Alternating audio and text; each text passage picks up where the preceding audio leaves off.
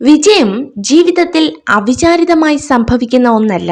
നിരന്തരമായ കഠിനാധ്വാനം, ത്യാഗം, ആത്മവിശ്വാസം, നിർത്താതെയുള്ള പഠനം എന്നിവയാൽ ലഭിക്കുന്നതാണ്.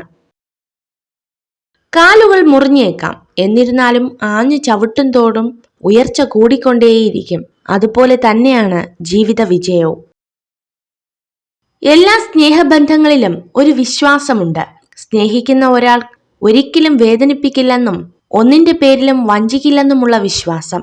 ആ വിശ്വാസം നഷ്ടപ്പെട്ടാൽ തകർന്നു പോകുന്നത് ആ ബന്ധം മാത്രമല്ല, ആത്മാർത്ഥമായി സ്നേഹിച്ച ഒരു ഹൃദയം കൂടെയാണ്.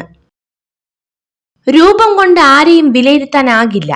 ആരുടെയും സഹായമില്ലാത്തപ്പോൾ അകറ്റി നിർത്തിയവരായിരിക്കും ചിലപ്പോൾ അപ്രതീക്ഷിത സഹായവുമായി വരുന്നത്. മറ്റുള്ളവരുടെ പ്രശംസ മാത്രം ആഗ്രഹിച്ചൊന്നും ചെയ്യരുത്.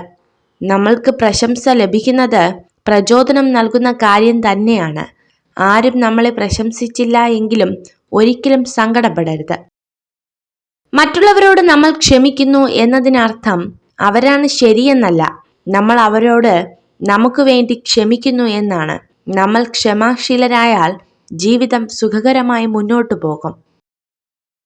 ഏറ്റവും പ്രയാസകരമായ അവസ്ഥയിലും നമ്മൾ എവിടേക്കാണ് പുറപ്പെട്ടത് എന്ന വ്യക്തമായ ധാരണ മനസ്സിലുണ്ടെങ്കിൽ നമുക്ക് ലക്ഷ്യത്തിലെത്താം. പരാജയം ഒന്നിന്റെയും അവസാനമല്ല, അത് നമുക്കുള്ള പ്രചോദനമായി മാത്രം കരുതുക.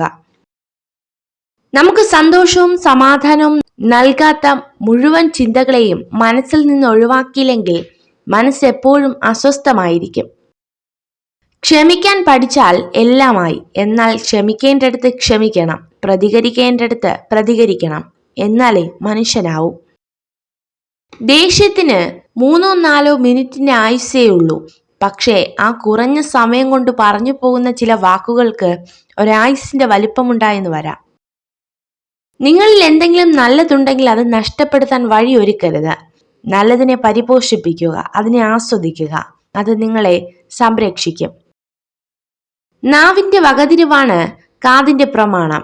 എല്ലാം എല്ലാവരോടും വിളിച്ചു പറയുന്നവരെ അല്ല, അതറിയേണ്ടവരിൽ മാത്രം നിലനിർത്താൻ കഴിവുള്ളവരാണ് വിവേകമുള്ളവർ. പ്രതികൂല സാഹചര്യത്തിലും സ്നേഹത്തിന്റെ ഒഴുക്കിന് തടസ്സമല്ലെങ്കിൽ അതാണ് യഥാർത്ഥ സ്നേഹം. ഒരു സ്ത്രീയും പുരുഷനും വെറും സുഹൃത്തുക്കളായിരിക്കാം, എന്നാൽ ഒരു ഘട്ടത്തിൽ അല്ലെങ്കിൽ മറ്റൊന്നിൽ അവർ പരസ്പരം പ്രണയിച്ചു പോകും. ജീവിതം ഇനിയും ഒരുപാട് ബാക്കിയുണ്ടെന്ന വിശ്വാസമാണ് ഏറ്റവും വലിയ തെറ്റ്. ഇപ്പോൾ കൈവിളയിലുള്ള ഒരു നിമിഷം മാത്രമാണ് ജീവിതമെന്ന് തിരിച്ചറിയുക.